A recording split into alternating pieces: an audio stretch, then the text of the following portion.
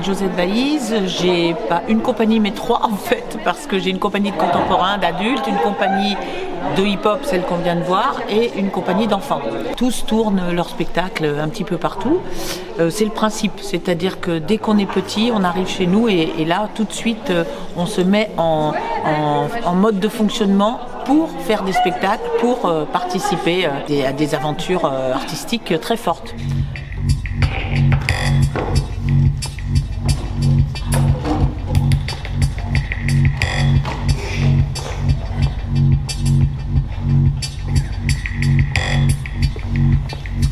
Pourquoi j'ai accepté ce projet, c'est parce que depuis des années, il me semble qu'on a montré que les enfants avaient un potentiel artistique incroyable, quel qu'il soit, d'où qu'ils viennent.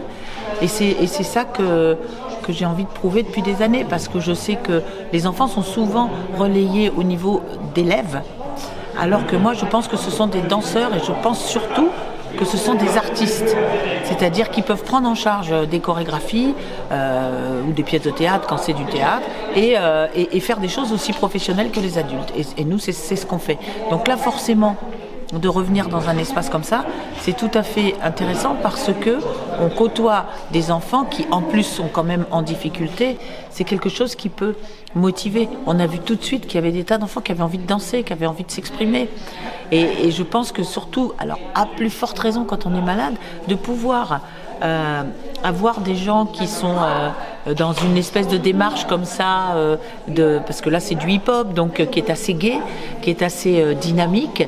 Je pense que, voilà, à mon avis, là on sert à quelque chose. C'est très bien d'être en studio pour chercher ses propres choses, mais on est quand même assez fermé sur nous-mêmes. Il me semble que cette approche sensitive du mouvement, de la musique, on peut vraiment apporter quelque chose. Et souvent, les enfants, quand on fait ça avec eux, ils s'en souviennent toute leur vie. C'est ça le plus important.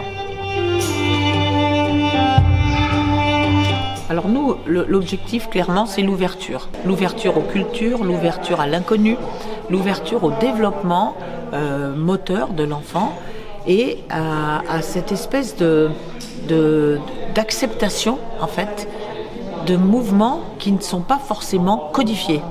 C'est pour ça que le métissage que je pratique les force à s'ouvrir vraiment aux autres, forcément, puisqu'à partir du moment où on doit faire de la danse africaine, quelque part, il va bien falloir s'ouvrir à cette culture-là.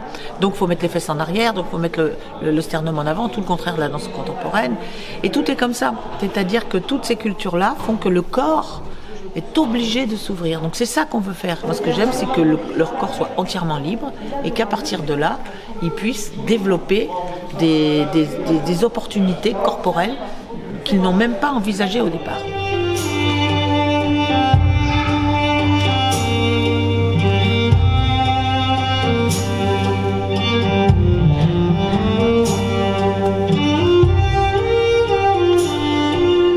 C'est génial, de toute façon, déjà ils ont été très à l'écoute de la danse, c'est pour ça que je voulais absolument que ce soit du hip-hop, parce que je trouve qu'en entrer en matière, c'est parfois plus facile que le contemporain pur et dur, parce qu'il y a une dynamique, ça sautille, c'est gai, c'est plein d'élan, donc moi ça me plaisait beaucoup, et je trouve qu'ils ont été très à l'écoute, et que à la fin, quand on a proposé qu'ils bougent, tout le monde avait envie d'y aller, quoi. C'était clair que voilà, et même les enfants en fauteuil qui faisaient marcher leur fauteuil à 2000 à l'heure, c'était vraiment trop amusant.